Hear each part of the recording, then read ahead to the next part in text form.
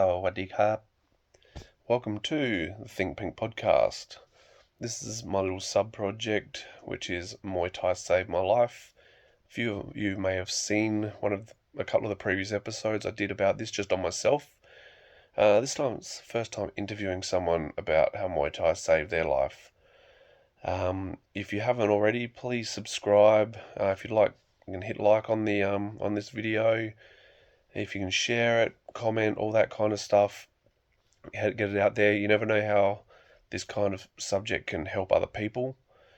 That's what it's here for. It's to help other people, whether it be just learning about Muay Thai or whether it be, in this case, learning about how Muay Thai can save your life and, make you a better human being. Young Rig has been training with me for 10 years now.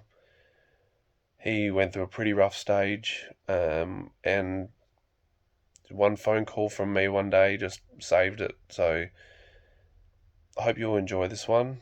It's a very special one for me. Stick around right through to the end because you will get to watch his fight that he had the day after we filmed. So, yeah, please hit the like, subscribe, all that sort of stuff. Support my page, and I appreciate you all very much. How are we, Rig? Good, bro. Good. Awesome. How are you? I'm good.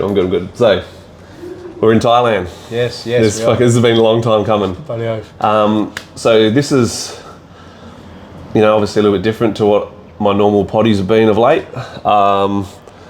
But, a little side project, and it started with me telling my story or whatnot. And, I spoke to you about it, and you were pretty happy to talk about your story because obviously we can help people, right? Yeah, We're open about where we've been. Let's just start with just tell us what led you to fucking up. So obviously you started Muay Thai pretty young. Yeah, Muay Thai pretty young, so 16, yep. Around 16, 17. Started off a small gym. Yeah. Moved on to another gym. Trained with some killers there. I'd say that probably put me on a good path and made me like a tougher fighter. For sure. So was never really wanting to fight. Just kept training, loved it. Absolutely loved it, man. Day in, day out, I was training. And then obviously first fight, well, I guess you came along. Yeah. I suppose, and it sort of opened my mind up a bit more as well. Yeah. And then a bit after that, you trained me from first fight. Yeah. Had my first fight, which thought I did all right. It was all right. For a first it was fight. all right. It was all right. So I did that. Had knee surgery because I had a torn meniscus for a long time. And then instead of doing rehab, I had a few mates, and then on the one weekend just went around a mate's house and had a bit of a party for a day or two. Just no lie to us with yourself. Just that was the first time I really got a meth. Yep. Yeah. So meth was the thing. I hated it. Yep. Hated the thing. But then that one. Yeah, so it became like a weekend thing. Yep. Then, so yeah. So obviously you were still training. You were still in the gym all the time. All the time. I knew you used to party and stuff, but I never realised at the time how bad it was and stuff. Yeah. But so your second fight was it 2 years? No. Probably a year and a half. Year and a half after, a year and a half. No. Did that. I think it was about maybe almost 6 months later. It was definitely. It might have been about 6 months later, I reckon. Yeah. So in between, leading up to that second fight, were you still using? Were you still on it? No. So up to that second fight, because my thing was for a fight show. Yeah. My fights, I wouldn't do it, so I stopped. It was actually a good thing in a way. It made me stop. Yeah. For the months I was training, I felt much fresher. Yeah. And good. But then obviously, straight away after that to celebrate, obviously. Yeah, you got your first win in that. Got back on it. Yeah, got back on it.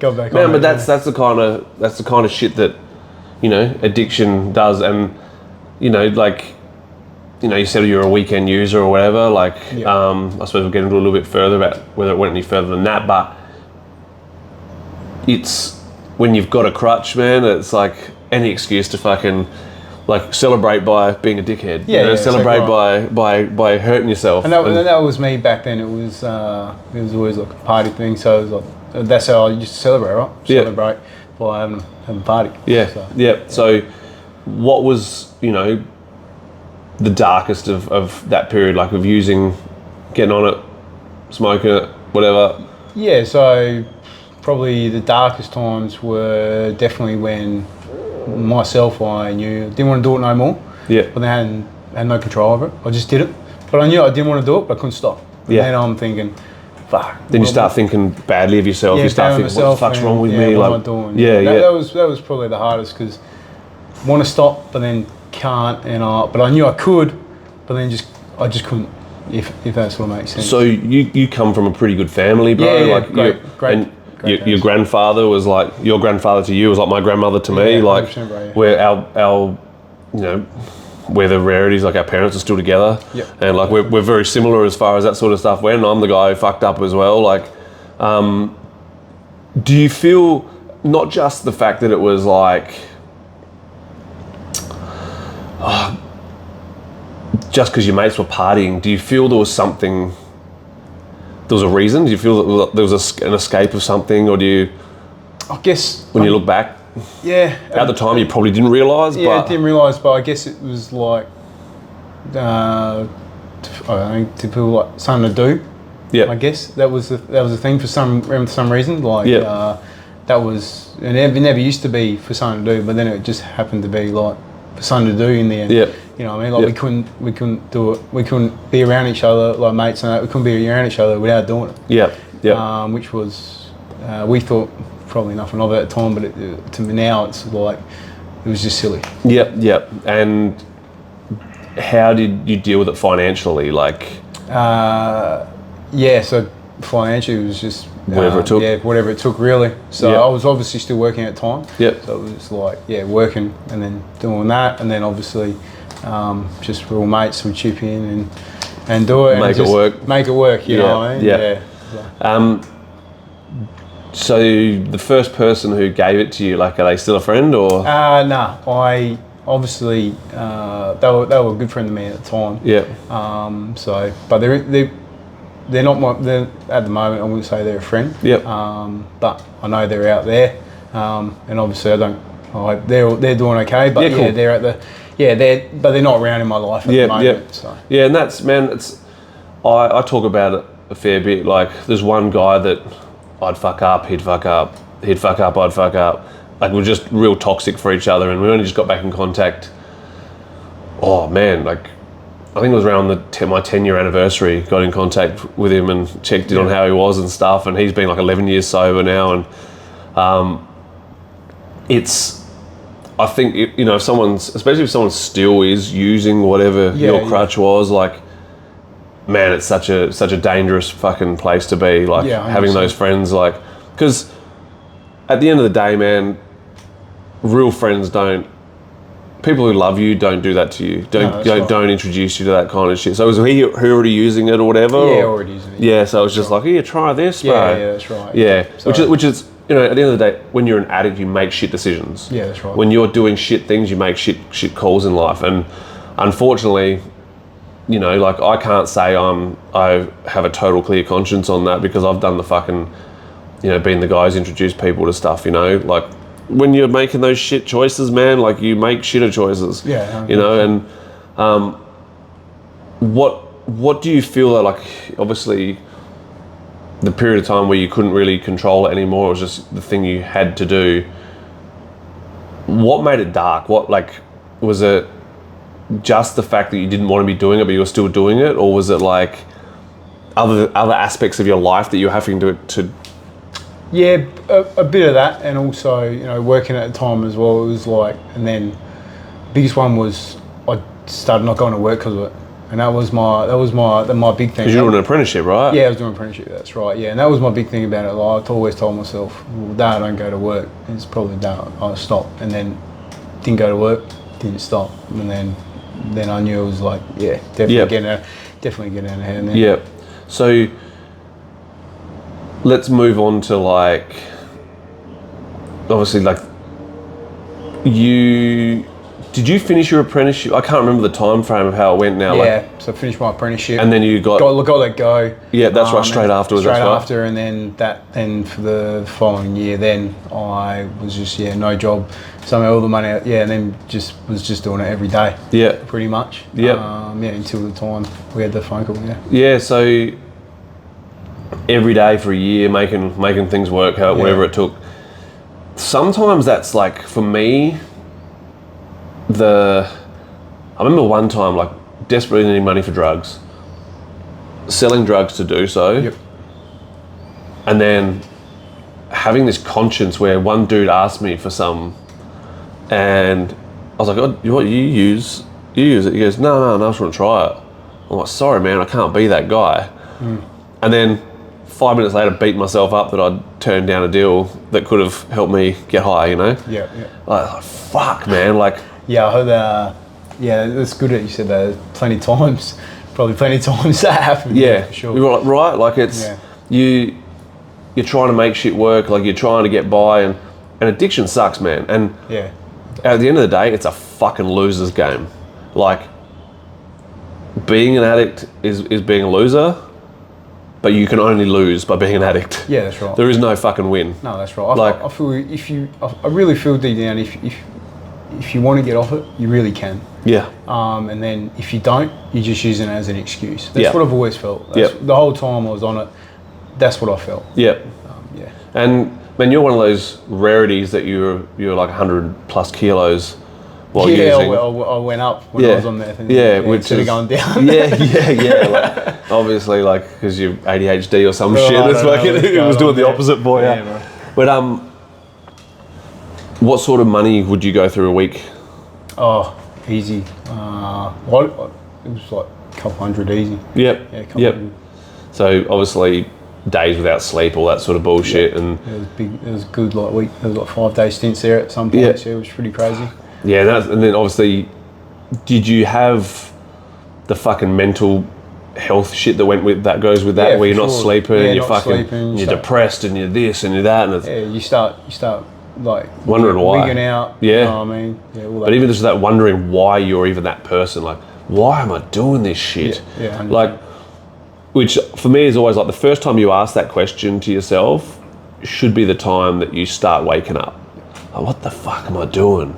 Like, why? Like, man, a lot of people become addicts because of what happened to them as a kid, whether it be they got touched, or they were, had like a piece of shit parent, or they were fucking on the street, or something happened, There's normally like an escape from that pain they're feeling or whatever. Then there's the ones like yourself, it was kind of almost out of boredom and out of... Yeah, that's right. Something to do. Like good upbringing, great, wonderful parents, and then exactly like you said, just out of boredom, out of fun, I suppose. So, do your parents know?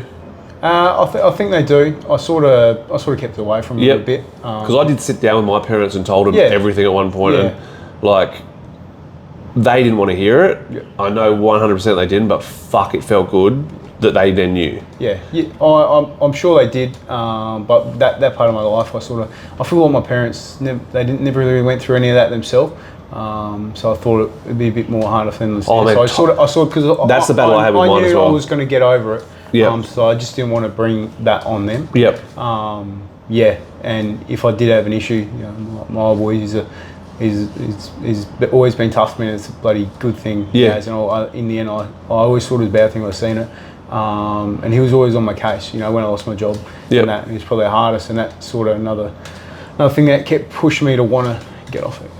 Yep, cool. So total time frame? So it'd be, we'll say 18, so almost 2 years. 2 years for sure. Like at least a solid 18 months to like mostly every day. Fuck. Yeah, bro. Yeah, it's just hectic. So, man, this is where, the Muay Thai saved my life bit comes in, and for sure. This is why, aside from my own story, why I wanted yours first, man. Like, being the first guy to fight for the gym, me not knowing at the time what you were going through, and just happening to make that fucking phone call that man, turned everything around, I guess. Like, it just, I think it was one of those things that was supposed to happen, you know? Like, so obviously I helped train you when you were at Cardio Flex before I had my own gym. Then you were rocking into my gym once I'd opened up, like a couple of times a week, whatever, times, a couple of times. And then a fight got offered, and I was like, do you want to do it? And that was what, 12 days out from the fight, I believe, something like that. Yeah. And you're like, yep, let's do it. Yeah, I need it. Yeah, I needed it. Yeah, wasn't much of a fucking consideration. It was just like, let's do it. Let's do it. Yeah. So that phone call happens. I had no idea what you were going through, which I'm normally pretty good at picking up on, but you're doing a pretty good job. Even I think there was a seminar as well. We had Non-Sci. Non-Sci came to the seminar. There, probably, like the day before, being on that. So that's probably was the best I was hiding it. You know, I was looking fat back then as well. So that's probably fooled you as well. That's right. So we had the seminar, and it was shortly after that. Shortly after that, you gave me a phone call. Yeah. So, man, what went through your head when you got that phone call? Like, do you remember? Was it like a light bulb moment, or was it like definitely. It's just, I guess that was a thing. Like, I just, in my head, I knew that was what I needed to say. Yep. You know, so straight away, once I got the phone call, I just sort of pretty much like turned my phone off to everyone and everything. Yep. And then was just in the gym. Yeah. Every day, because 12 days, not long. Like 12 days, you got to get in there every day. Yeah, I'd stopped training for God knows how. You know, I've been training bugger all for like the past year. Yeah. So smashing 12 days. Yeah, man, smashing 12 days. Had that fight, lost on points, 105, 106 kilos. 106 kilos. So after that fight, was it like I need to fucking now get on with my life and make sure I get my shit together, or was there still a period? No. That was it, bro. Yeah. Nice, man. Yeah, I just knew like this was probably, I guess it was, to me, it was like my last chance, right? Dead broke, nothing going for me. Yeah. You know, I just thought this is my one only time to get out of it. Yeah. And then try and make it work. Yeah. So obviously from there we went pretty full on. Yep. It was like 6 months of just hectic. Like, you lost 20 kilos. Yeah. So first 2 months. First 2 months. So let's go to where Muay Thai almost ended your life. And so first night of fight training, 2017. Oh yeah. First night of fight training, I just killed everyone. Like, it was hectic. And we're getting to the end doing sit-ups and stuff, and he's white as a ghost. And he's like, man, I don't feel good, eh? And I'm like, just do your fucking sit-ups. And getting everything done, it was like, man, we did everything that day. It was hectic. It was crazy, yeah. Hectic. There was sprints, and there was kettlebells, and there was box jumps, and there was fucking everything. So it was kind of like who'd be left at the end. We had 8 guys started, and I think there was 3 left the next day. Rule, And man, like, so the next day you rock up, you're feeling a bit shit. Yeah. Bit of an easier session. You'd been to the doctor. Yeah, I went to the doctor because, no matter how much water I was drinking, I was just like pissing orange, man. Yeah. I was drinking litres and litres of water, and I was like, oh, this don't feel too good. Yeah, and then we went out after the second night of training, which was a little bit lackluster. Both go out to our cars, and next thing you're at my car going, bro, like, tell that story. Yeah, so obviously went to the doctor, got some blood tests done, and the night of voice message. Voice message said, "Oh, get yourself to hospital." You got, it says like your heart's going, your protein or something. Yeah, proteins. The proteins. Heart issue or kidney issue or something. Yeah, it showed heart attack. Symptoms. The enzyme that gets released when you have a heart attack. Protein. Yeah, the protein, whatever it is. Yeah, it showed that in your blood, and so straight to fucking hospital. Yeah. You stayed. It was. Yeah, it was only 2 nights. 2 nights. Yeah, because I remember coming in. Yep. They just pumped me full of I think just like hydrated me, pumped me with fluids because it ended up being like a kidney thing. I think in the end. Yep. Yeah. So, man, it was a bit of a scare, and at that stage we already had you booked on routes in March. Yeah. I think for the rest of that week you came in, you just took it really easy. And then obviously over the next 8 weeks or so, you lost a shitload of weight and had that first proper trained fight for the gym, which the whole thing was about weight loss. Yeah, 100%. And you got that massive fucking scar on your head, which healed pretty good. Healed pretty good. I don't know if you see it, but for that. So I'll put a picture of that up, which is a pretty viral picture taken by William Liu. You could see skull through there. It was horrendous, hey. And man, Trevor Lawler was the ref that day, and obviously I left you at the venue because I was pissed off. And he still tells that story all the time. Hey, he goes, this guy John Rigg, and he goes, where's your trainer? Who's your trainer? He goes, oh, Pinky. He goes, where is he? I don't know. Left me here. He just left me. But yeah, so 3-rounder on roots, knee in the face with 10 seconds to go, split. So keep your head up, guys. It was from a knee, it was horrendous, like zigzaggy. It was ruthless. And at that stage, we had another fight booked straight in, right? 3 weeks. Yeah, so you're fighting Blake Holly in Whyalla. Yeah. So straight back into the gym with stitches in your head. Stitches made, yeah. Wearing a headgear, vast up so it would slide across it. Clinching only, putting your head to the other side of, like just do it. All it was to save your head. That was a no headgear fight? That was no headgear. No headgear? Fight, did you ever fight in headgear? Your first fight? No. Second fight was... Second fight. Second fight. Headgear, So we go to Whyalla, that fight. Man, I'll still argue till the cows come home about that decision, but managed to save your head for 2 rounds, and then the third round let it. Man, you were up on the book on the scorecards to me, so I was like, all right, go for it now. You know, like you get split, and it busted open that tiniest little bit, and man, I think that was a big that fight was a big learning curve for South Australian Muay Thai, where like no one knew what a long guard was, no one knew that the fact that you're puffing doesn't mean that you're tired. Like, man, it'd be like fight, and you're like, like right, how I am. yeah, for sure. Weird, but it is what it is. But that was a real important fight, I believe, for SA Muay Thai, where they started realising some new things about Muay Thai. Like big slap knees as well. Yeah, because that was the thing, man. It was a clear win to me, and even Don Miller fucking was watching the live, and it got halfway through the third round. He goes, oh, he's won, so I'll check out now. And so there was that. So literally we've just gone 3 straight losses. Yeah. 2. No, so it was... 3. 3 straight. 3 straight losses. Then your next... So you were then 1-4, right? Yeah, 1-4. 1-4, and get an offer to fight for a state title, which this day and age you wouldn't even get the offer with that record. But I think it was called out as well. Like, you want to fight? Yeah. So you fought a guy whose record was 4-1. 4-1. Yeah. Total opposite for you.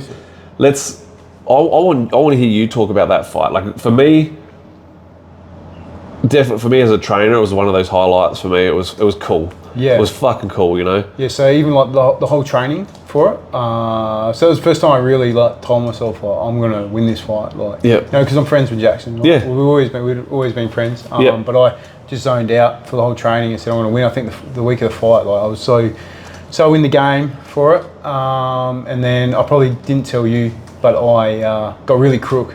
I was really crook, like 2 or 3 days out. And I knew I can't tell Pinky because he's gonna overthink it a bit much. So I was really crook. I cutting weight.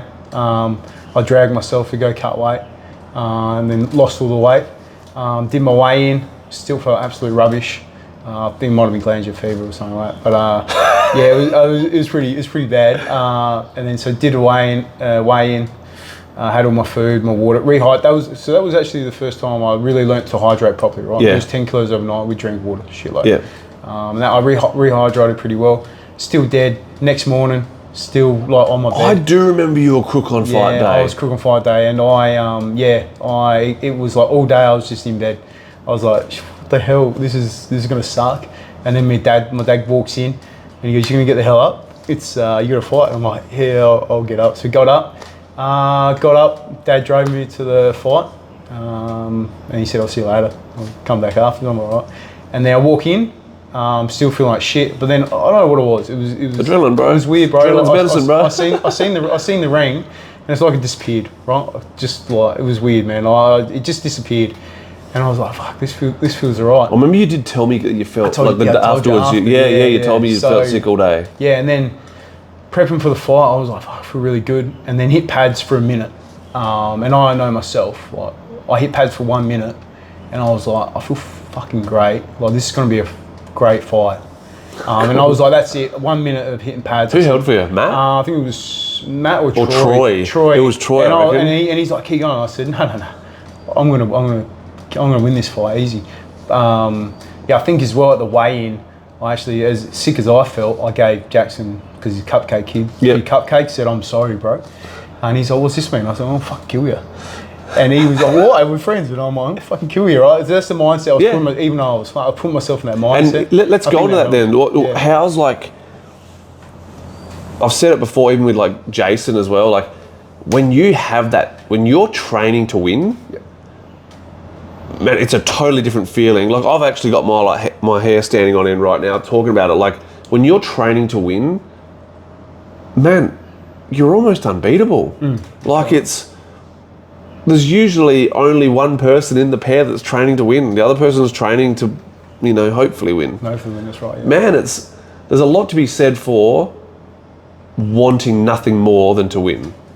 Like you do real Muay Thai, and you try and get the win. Like you want that win more than anything. Yeah, and that was I really wanted, like being 3, like especially for the gym, like being 0-3. I was like, and the gym hadn't had a win at that stage. No, where Paddy had a win. Paddy had that win. Yeah, that's right. On the same day when you got ripped off. Yeah. But I was coming in obviously 1-4, and he was 4-1. I thought everyone's like you're gonna lose. I was like, no, I'm gonna fucking win. That was a big thing for me. Yeah, man. So I was sick of losing, really. Yeah, so that was the old days of 3 threes. Yeah, 3 threes with 2-minute breaks with WKA. So WKA belt. Man, that was so special. Like it was just first elbow fight as well. Yeah, so and split him in 20 seconds or something. 20 seconds. Yeah, 2 cuts. Yeah. But for me, it's like, I look back. I wouldn't touch a WK belt now if it was a world title, if it was whatever, I wouldn't fucking bother. But even just that 8 years ago, 7 years ago, whatever, it was so different. Like how much has changed in this last 7 years? Like so much, man. The growth, like, and at that time, man, a WK state title for me was like, fuck yeah. Yeah. And it was sick, man. Like it was such a special moment. 100%. Then in the corner we had like Troy, who was like, obviously came over with us from Cardio Flex, Matt, one of my good friends, Benny at the time as well, who originally got me into Muay Thai.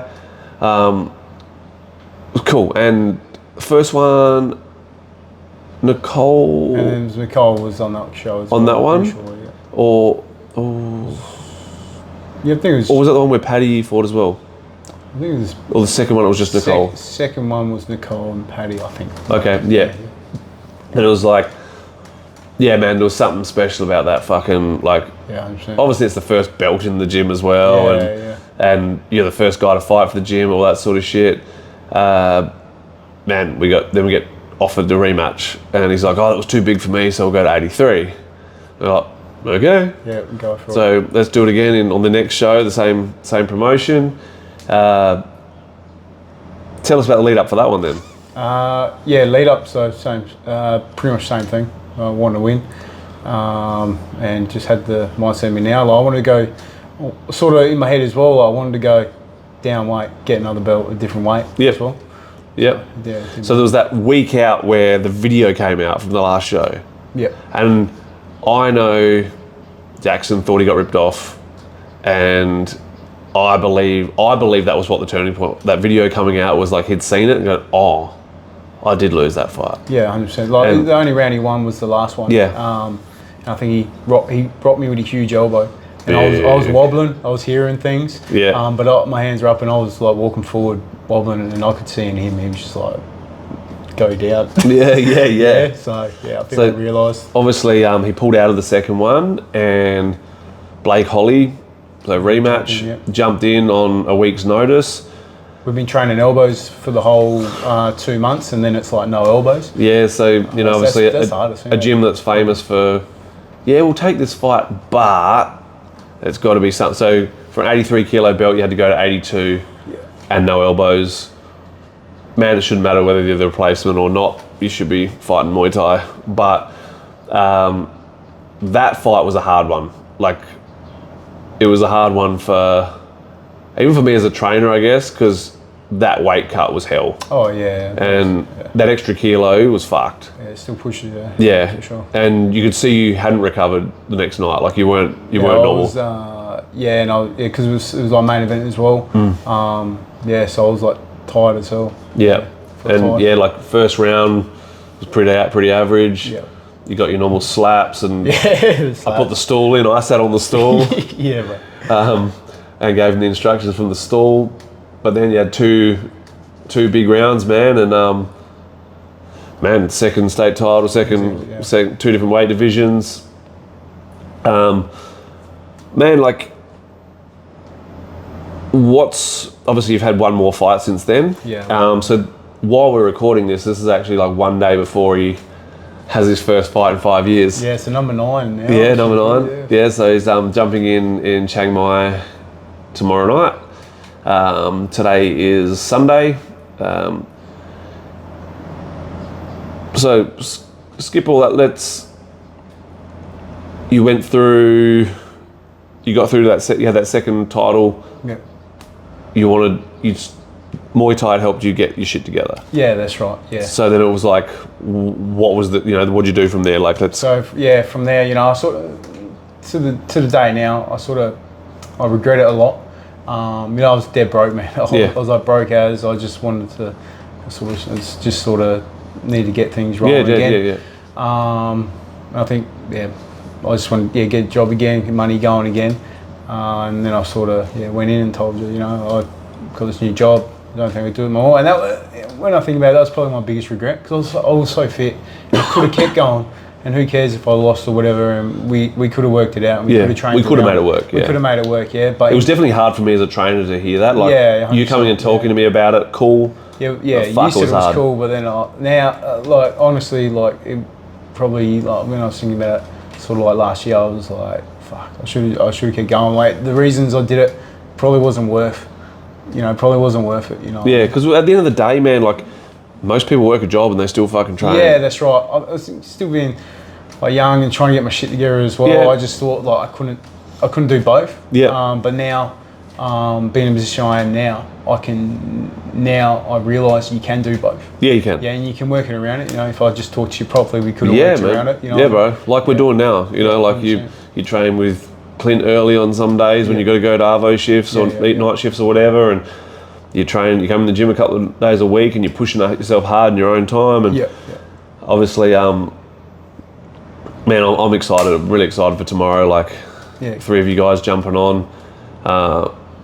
Obviously, this is going to be your first fight in Thailand. Have no idea who you're fighting, which is cool. Yeah, that's what I like as well. Yeah. What point did you go, I want to fight again? So I reckon it was, got more time to myself now, so I just started training. But I think it was more when I was like to you, I'm going to go over Thailand for my birthday just to explore. You know what I mean? Like, we're going to go for a training trip, and I'm like, all right, I might as well come over. Like, if I go with you, it'll be right. But then I started like doing my runs, doing my sprints, coming like and hitting harder at training, and I thought, fuck man, I'm gonna put my all into it. And it's sort of. And I sort of understand my body a bit more as well. Yeah. So I'm pushing myself harder. And now it's sort of made me go tomorrow. I definitely want to come back and no matter what happens tomorrow night, I definitely want to come back and fight again for sure. Man. Yeah. Man, it's my body's not getting any younger. No, it's not. I'm fighting my body now. Yeah. So if I can just pump them out I'd love to pump them out. Yep. And then just think about it. Yeah, man. Like I'm getting like once again my hair's stand on end and shit, bro. Like it means a lot to me. Like man, you coming. This is my first like gym tour, and you coming over here and shit, man. Like I fucking I love you, man. I care about you a lot, and man, I'm really proud. Like really fucking proud, bro. Yeah. And obviously you've had mum commenting on everything, saying no fighting, John. Yeah, inboxing you, like look after him and that. Like, mum, I'm alright, leave me alone. I'm old enough now, Oh man. So do you have? Are you like, man? This is news to me as well. Are you planning on just fucking smashing out a few, or is it like So I've been thinking about it a bit. So go this one tomorrow. Hopefully I can get another one in by the end of the year. That'd be aiming for pride at this point. 10 for the gym would be a killer. And then honestly, like, been thinking about just trying to smash out next year as well. Sick. Like, I've fought in most states around Australia, so I'd love to get one in Perth and elsewhere. If we can get a bit more. I love to travel. I love to travel when we do fight shows. They're special, right? Like when it's just you get on the road and you get to hang out and it's you're eating every meal together and you're doing this, and it's good bonding time. For sure. I always said that when I went away with Shane Mitchell that time. Like I never really knew Shane until I took him to Melbourne to fight, and we spent that whole weekend together. And it was all of a sudden like we were close, Yeah, for sure. And I feel like because I held pads. Like even though I haven't fought since 2019. I held pads in that time, and I actually am being older. I understand a lot more. Yeah. I really understand a bit more, so I feel like I can still. Yeah. If I put my mind to it, probably could still match it with some boys. Yeah. And man, I'll be straight up. The trainers have all complimented me on you. Like, I don't know what the fuck your hips do, bro. Like, it's. Like you've always had that awkward sort of movement with your bottom half, but you do Muay Thai, bro. And I will straight up say, and I've said it a million times, I think you were the first Thai stylist SA ever had. Yeah. Like, you're the first person to come through with actually that looked like Muay Thai. Yeah. And then people would say otherwise and whatnot, and cool, whatever. I've got my opinion, that's mine. I think, obviously, you did that stint where you were holding pads twice a week, every week, fucking smashing it.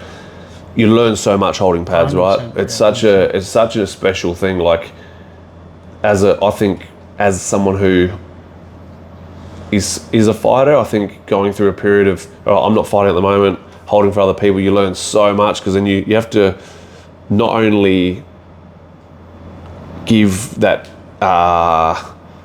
You're reinforcing what you know. Yeah. Like you have to. Oh fuck, that's right. I know this one. And you can't be a pad holder and go. I'm not sure what's going on. That's right. You've got to show some confidence with it, and it also allows you to then do that in the real world or in your own fights or whatnot. Yeah. I think another good thing with yourself is you know what it's like to not fight. Yeah. So, going into a potential year of fighting, you can also know that if something happens, that you're not going to fall apart, because you know what it's like to not fight. Yeah, that's right. Like, it'll be great to get a whole 12 months out of it, and as a pro, and in a weight division like yours, where it's not a bucket load of people around, it might be 3 fights in the year, 4 fights, right, but also when you're constantly fit, it could be 6 fights in a year if shit pops up, Yeah, 100%. Obviously, another one in Thailand would be cool, that kind of shit. I definitely want to sort of make this a yearly trip as well. Yeah. I don't know, man, it was like maybe first day or two, especially training Manop. I was just like, wow, this is cool. I can see why you did it for so long. It's a special thing, man. It's cool, man. Yeah, and it's cool. I say it like I did my Thailand time when I was going through similar shit that what you went through, and for me it's like, man, I could have experienced so much better Thailand than I did at that time. But also, man, that wasn't meant to be. Yeah. I was meant to fucking be the loser for that period of time and do everything the hard way, because man, now I come over here and it's like, I feel like I can be a king, you know, like I never had money when I was here, so I'll make up for it now. Yeah. Everyone who helped me out, I'll throw the money their way now, and it's my journey was to have a shit run at fucking being a fighter. Yeah. And it's a lot of people don't see it, but like we hang around so much, and like you come to like over to Thailand and like over to other fight shows in the state, and like everyone loves you. Yeah. And I feel, like everyone knows you, and I'm just like, man, like that's my trainer. Like that's what I like. You know Thanks, what I mean? Like you know, like, you might think that you would lose the time, but everyone loves you, and I sort of like, and that's the person you are, and that's how I sort of want to be myself. Yep. You know what I mean? Like no matter who you meet, you just like they want to, like they'll see you 15 years later, like you're telling us today, and then they're like, man, like how you been? You know? Yeah. So you don't want to avoid you. You know? Yeah, I want to have a great chat. Yeah, you don't want to be that, because I used to be that toxic guy. Yeah. I used to be the whinger, and everything was poor me and all that sort of bullshit. Yeah. And then it's like you get to you want, oh, how you been, man? They're like, oh, fuck, is he still that same dude?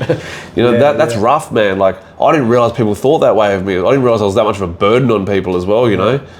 But, yeah, because I was telling the story today about last night at RWS. So even going to that, like it's cool, huh? like last week, like is Pinto Brothers, Pinto Brothers, sorry, the Pinto Brothers, like they're world famous, or like even like won championship fighters and that. Like even I posted something and people inboxing me like, what the hell, you know, I'm he's a trainer, he's the best mate's a trainer. They're like, that's cool, man. That's cool. And, man, that shit still buzzes me out, because like people like Antoine and Leo, and I've known them since they were like teenagers and shit, you know, and it's like now my generation are all like, if they're still in the sport, they're trainers and they've got their own fighters, or some of the still some of the trainers from back then are still trainers, and like I still give them the respect, but my friends like Antoine and Leo, man, I love catching up with them guys as well, you know. It's like last night I was sitting there with one of the guys from Manops, and like Antoine came up behind me and like, you know, said hello, whatnot. And it's cool, you know, like, because for me, I still look at these guys like, oh, these guys are superstars. And then I guess it's kind of like, you know, we got like young Nick and Seth and these guys and Ollie, like the younger guys who kind of look at me a little bit differently, you know. I'm the old guy, right? Like we're closer to age, right?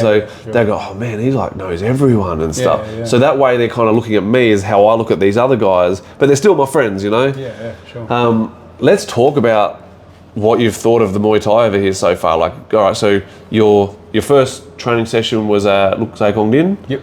It was a pretty chill session.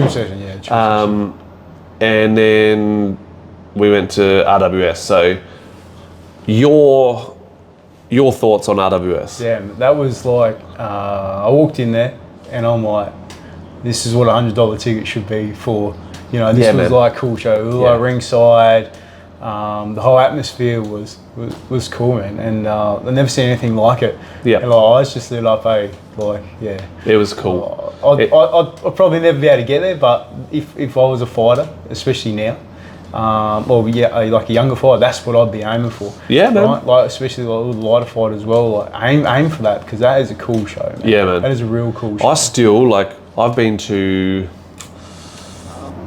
8, 9 RWSs now, I reckon. Every time, like even last night, we got there so early, like ridiculously early, and I walked out into the arena bit, and I just stand there, I look around. Take it in, right? Yeah. Oh, bro. So I told someone else at Manop, I'm like, get there early and just take it in, because it's cool. It's cool. Yeah. Like, for $100, front row, like that is cool, man. And that's that's why I wanted to do it with everyone. Like, I know it's an expensive bit of coin, but what a ringside. Oh, ringside. Right? You've got to just do that once. Yeah. Like up the back, it's cool, man. It's cool, yeah. But you get one ringside one in, and yeah. I think I've had two ringsides, I reckon, and then the rest I've obviously been out the back. Yeah. So most of the time, if I don't if I'm not in the corner for someone, Joe Comerford hooks me up a media pass, like tells them he's doing a documentary on me or something. Good. Yeah, so that's yeah, for me, I love RWS, man, and I talk to everyone about it, and that for me is like, if you're going to be doing entertainment Muay Thai, man, that is like, for me, that is the pinnacle. Yeah, it's real Muay Thai. That's for sure, bro. Yeah, for sure. And it's like, I love that style. Like, it's, you know, it's not just brawling. It's like traditional Muay Thai. I commented on something today saying, I love that fight. Bro, and it's this. I think Muay Thai people should love it. You know what I mean? Like, I commented on something today that I believe, and man, you might say I'm wrong or whatnot, and good luck to you, but I believe the attention on one championship is mainly from uneducated people. It's my analogy I use is people watching fights for the knockouts are the same sort of people who watch motor racing for the crashes. Yeah.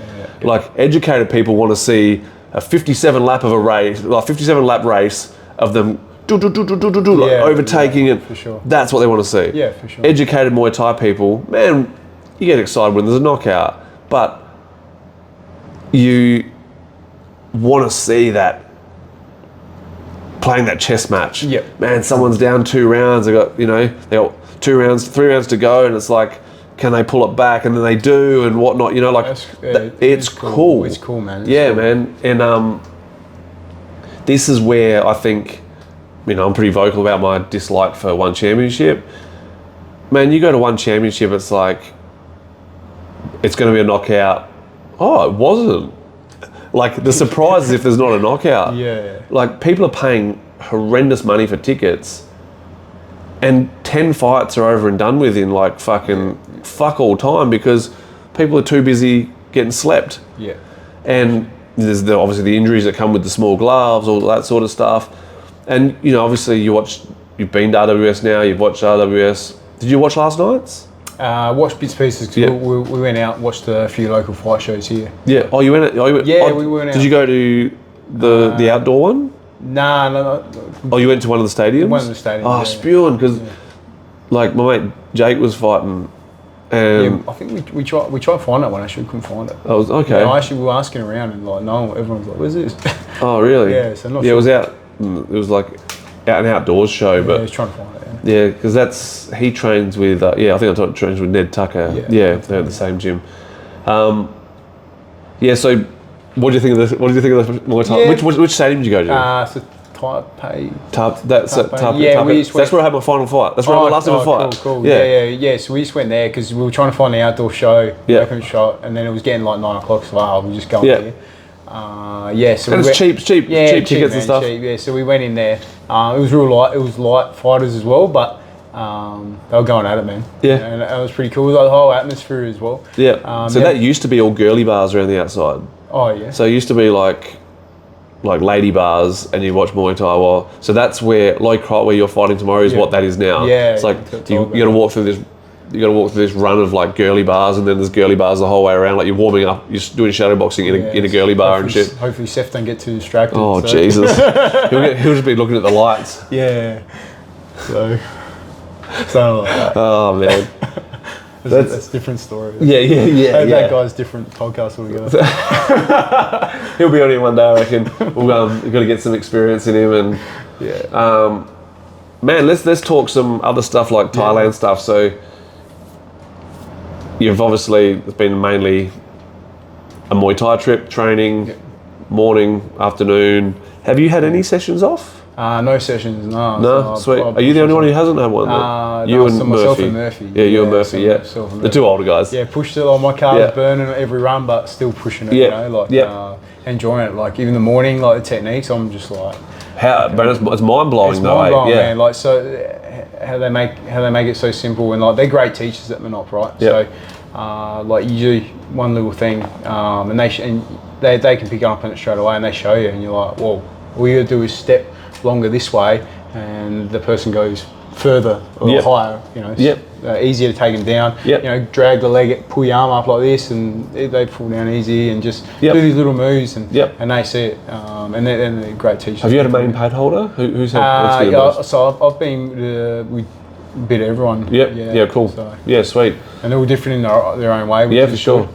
Yeah, man. And obviously they got Richard there. Richie. Yeah. Crew Richard from the US doing his thing, and he's there to try and learn how to be a good trainer, which is cool, man. Yeah, cool. And bro, he's a good pad holder. Yeah. Like watching the whole pads is great, man. Yeah. And I love the style as well. Like, that's our style. Yeah, that gym, that's our style. Yeah. Like anyone that sort of come from our gym would love it as well. Yeah. For sure. Yeah, I think so. It's that real Muay Thai. You know, for the people who can do it, like a bit of IQ in there. Yeah. There's they clinch. The sparring sessions are pretty playful. Yeah, for sure. Like, I love it, man. And the fact that it's a small session in the morning, nothing brutal. Unless you got a fight coming up, then you do it, obviously all that extra kicks. Yeah. And then the afternoon session. All right, let's do that. Talk through the morning session, pretty much how it runs and over the time frame, and then the afternoon session. Yeah, so the morning session, you're going for your run. So 8 a.m. Get there, try and get there if you can, but 8 a.m. go in, get a run. So it's about 3.5 k's. It's pretty cruisy. So you do the run there. Then you come in, shadow box or skip 10, shadow box. Then you go through. If the bags are all full with people practicing techniques, then the trainers are there and they'll show you techniques to do. But it's sort of just same things, knees, like your knees, your teeps, your kicks, but you do it over and over again. And that's the crazy thing is, like, people might find it boring, but I found that, like, I'd rather done that because it's just like over repetition, routine. And then by the end of the week, I was like, I'm really starting to understand. This is what I say to people with your bag rounds. With your bag rounds, don't mix everything up on your bag rounds. That's right. One thing, perfect it. Yeah. Just keep working on one thing. It's like you'll see Thais, they'll kick the bag 1,000 fucking times on one leg in a training session. Yeah. Why? Because they want to get perfect at that fucking one shot. So then morning session, then after that so after we do all the technique stuff, then they show us like 2 or 3 different techniques. Which is pretty cool. Like some stuff was like, it amazes me still. I'm like, and they make it look so easy, which is pretty cool. And then after that, because it is easy, it's basic. It's basic. They're not making it. It's not hard techniques. It's just basic techniques. It's just basic stuff that wins fights. Which I found great because that's me, right? Like, I love all the basic stuff. Yeah, man. So we did that, and then then you practice Y crew 2 times. Yep. Yeah. So the first one, it's going through the steps, and then the music's on, and then you just go through it. Sweet. Right. So all right. So then breakfast. Yeah. Shower, breakfast. Yeah. Chicken and rice. Yeah. Yeah. Chicken and rice. Thanks, Hannah, for the recommendation. Yeah. Shower, chicken and rice, and then sleep, man. That's what I've been finding the key to it, bro. So this is where people fuck up, and Nick's a bit crook now, and I believe it's because he's on his phone all night or playing on his phone instead of not snoozing during the day. I reckon. Not snoozing during the day. All right, so you do that. Afternoon session. Yeah. So 3:30, go in, run. So we do the same stretch again. We go in, so obviously do that run. And then you go in, skip. Once you come back from run, you skip 10 minutes, and then you'll wrap up, and then you'll shadow box for a few rounds, chuck your gloves on, and then if you're not on a bag, you're on pads. But if you're not on pads or on bag, you just shadow boxing still. Yep. Or you can, spar a little bit. Yep. Then you get turn on the pads, and I found go hard on, and the pad holding's great. It's good. It's good, having someone that can hold pads. That's a game changer as well. Like, you can just go in there and flow. So important for people, for anyone who's training in a gym, to learn how to hold pads. That's for sure, bro. By watching how someone holds pads. Yeah, 100%. And so obviously, you do your pads. Pads, and then we go in the spar. So spar a few rounds, and then once sparring, then you'll clinch. Yep. So clinch 5 rounds. Yep. 5 fives, and then they did 50 push-ups, and then you hold. You got to just go on your knuckles and hold a push-up position for 5 minutes. Ever? Forever pretty much. Yeah, by first few days are good, by the end of it, you're like, damn. Yeah. Starting to feel it, but it's cool. Yeah. Cool.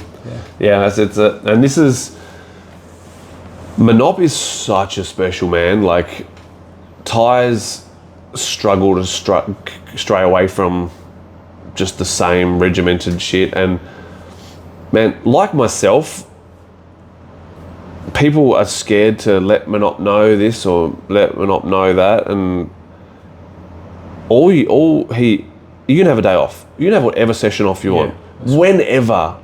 Man, I'm not feeling it today. I feel sick. I feel, I need a rest. Okay, but the minute you just disappear, the minute you ghost it, if I don't rock up, they won't notice. Bullshit. Yeah, everyone notices. We always notice. Everyone notices, yeah. And I remember it was like a few days out from Panna's fight over here. He's like, I didn't go to train this morning, just needed a rest. Man, you just send a message through, 100%. and everything's cool. Yeah. Never a problem, man. That's what a lot of the fighters there, they actually said that, they said like you can have a day off if you need it. You're not going to get drilled for it, which is cool. Yeah.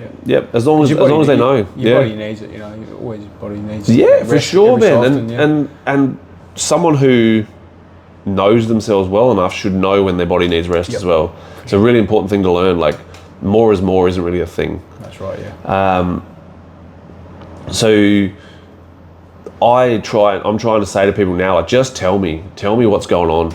Like, if you can only rock in 2 days a week, then I can give you some stuff to do those other days, but you need to show me you're doing that stuff. For sure. Because I'll know.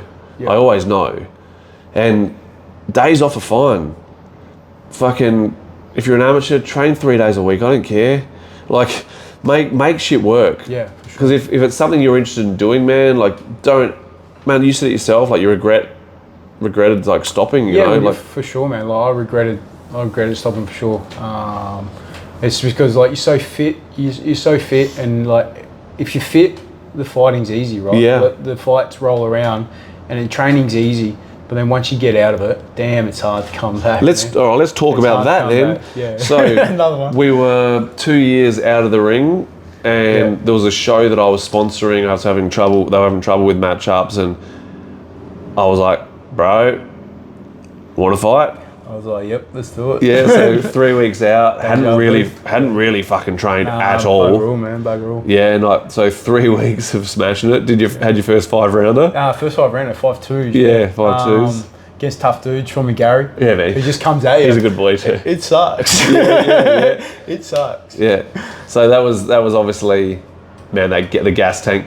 You had enough of a gas tank there. There's no conditioning. No, that's right. Yeah, I was puffing. Yeah, bad. Yeah, bad. Puffing. And you split him pretty bad as well. He gave him a match in cut actually. So they're twins now, so it's good. So that was 5 years ago. So yeah, down 19. Yeah. Just so probably June or something like that. So who was on that card? So that would have been, I'm pretty sure that was Clint's first fight on that card against Jaden, I reckon. Yep. You had Tintin. Yep. Luke Holland. Yeah. I think you might have Meech on that as well. Meech versus Carl. Yeah, something like that. Yeah, Meech. Meech was on that. Yeah, Meech was on that. Jason or Brownie fought Ranger. Yeah. Jason was on it. He fought Adam Price. Yeah. It was. Yeah, there's a fair few. What was it? Seven of it. Yeah, it was a bit of a crew. And a lot of people had their first fights that day. Yeah. Like a crazy number. Yeah, I can't remember because it was that one, and then there was the one where Panna had his first fight where we had 10 on. Like those were the two. Yeah, we've had some big ones. Yeah, so it was trying to save a show. It was like Meech PT client, jump in, bro. Yeah. You not even training, bro. 3 weeks, jump in, bro. Yeah. So, and I feel like that as well. Like you don't think about it too much, so it's easy. I feel like everyone should just don't think about it, just jump in. Like it was like 3 weeks out, I'm like, let's jump in. Bro, because I feel the longer you train. Sometimes, especially for a fight, especially if you haven't been training for a long time, we haven't been training for a while, it gets in your head. It does. So like that 3 weeks, especially when you're fresh, like when you're experienced, it doesn't. Yeah, no, that's right. But when you're not, like that's why now I'm doing the whole, man, if you can only train 3 days a week, train 3 days a week. Yeah. You're not even going to be getting your fighter pads to have your first few amateur fights. You're training, you're just going to jump in on a weekend. That's right, yeah. And things have changed a lot since you were coming up, and yeah, it's cool because I sort of now looking at it as well. I wish I had a lot of that. back then. Yeah, So you can get that experience in. I felt like I've been training for so long as well before mine. Yeah. And with Tough Dudes as well, it was like when I jumped in, when I came back with you, it was sort of easy. But especially like starting from scratch, especially when I first started at Cardioflex and I didn't really want to fight. If I had those amateurs or the interclubs and that, would have been sweet. Yeah. Because like it was pretty much just you try like you go from train to just like full blown fight. Yeah. Instead of like that amateur scene or interclub scene now, Yeah, which is cool. yeah, it's the interclub, amateurs, then you can take the padding off, you know. Yeah, for sure. And I feel like that's great now for the yeah, man. SO scene I think even a lot of the guys we had in the early days through the gym would have continued on, had a lot more fights if they'd had 100%. That anonymity of wearing a headgear and when no one could see it was them who fucked up. And because that's a lot of the time that you have your first fight and it won't be how you want it to go, and you're always embarrassed.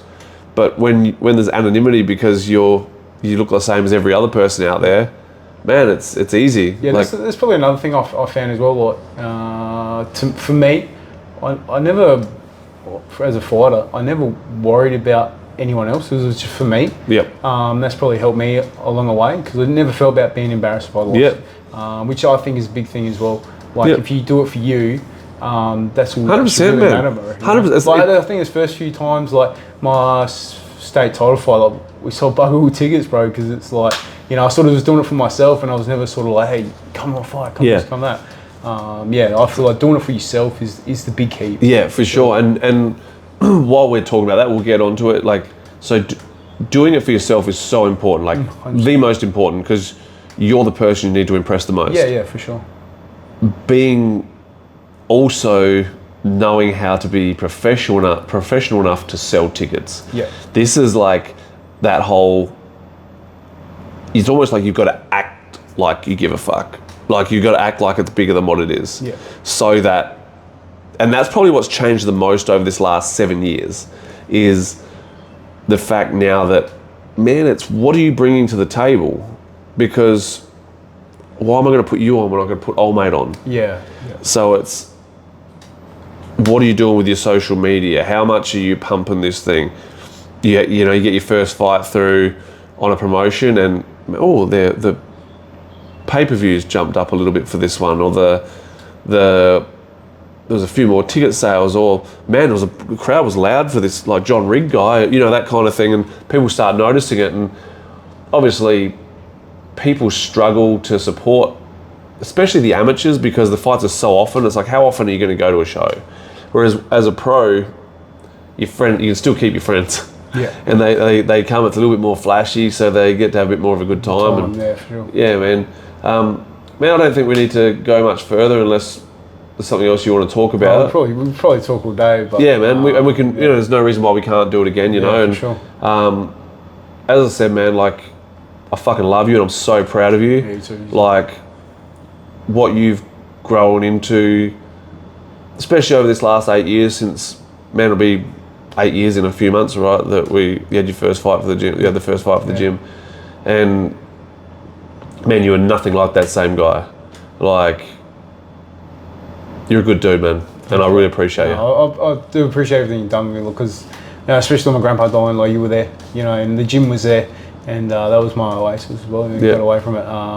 But like everything you've done, and like your life now, like it's great to see. Like I've been there through the whole thing, bro. Like Antoine being born, you've been paying, Bella. Bro, man, like literally, I've seen like all, bro, the last 10 years, like you've actually been through that whole last 10 years of me going from still being an addict, coming back to Australia, battling for 2 years with all the mental health bullshit. Starting a gym, getting pregnant, everything, bro. It's cool, and I appreciate that, bro. And I tell everybody this, like you as a trainer, like we should all be grateful, because what you can bring, like to Muay Thai. A lot of people, they're new, but they don't see it. Oh, I see it. I just feel like there's so much that you can bring. A lot of people struggle because of how harsh I am with the way I speak and stuff. For sure. But I love that in a way, because like I feel like people need that sometimes. Yeah, I think so. I think that's the one thing that is lacking now. Yeah, we go on about heaps about like like you push us, and if we break, like I've seen big boys cry, because you've broken them, man. But I feel it's a great thing but they've come back way better from that. Yeah, man. Like everybody. The most recent one comes back, was Brandon. Yeah, bro. I was there that night. That was big. That was that was an hour of fucking hell, man. And he had food poisoning. Yeah, true. Yeah, man. He'd been vomiting and shit. Like he'd been shitting or vomiting, whatever it was, shitting, I think, and got to the end of it, man. I was so fucking proud of him. Yeah, that was tough. Because it was only like the last 8 minutes that he fell apart. Yeah, yeah. And then the minute I paid him a compliment, bro, he fell apart. Yeah, because I've been there. It sucks. Yeah. Always I've been in that Shark Tank, and it was his unlucky night. He had like pretty Luke Holland come in and everyone was there. Like the Neo, bro, yeah, the man, yeah, man. And he copped it, but he stood there, bro, and it showed good things. Yeah, man. He that was the big, and man, best performance he's ever had in the next fight. Yeah. That fight that he was trained for, bro. And now he's that's actually been the biggest growth I've ever seen. Like, I think I mentioned it today, him sparring now, the way him train now. It's cool, man. It's good. Man, I can sit here in Thailand right now, away for 2 weeks, knowing that I don't have to worry about him whatsoever now. Yeah, for sure. Like, cool. He's given me that faith. And man, it took 10 fights for him. Sometimes it doesn't. Like, I knew after like 2 fights of being back, like through the gym, like since, like obviously it was after 4 fights in total for you. Yeah. So 2 fights for the gym. I knew that, man, if I go away, you're gonna be fit. Yeah, yeah. Like, that's that place where you want to get to as a trainer. For sure. And it's the place as a student you want to get to, where your trainer has that faith in you, and don't be a dick and ruin that. Yeah. That's right. So, yeah, man. Thanks so much for doing this, bro. It's pretty cool that we're going to do it in Thailand. Yeah, man, yeah. First time in Thailand as well, so I'm loving it. Yeah, man. With you as well. So. Awesome, man. Appreciate it, bro. And thank you very much, and we'll do it again sometime. Sweet, bro. Awesome, cool. bro. Thank you. Thank you. ขอบคุณครับ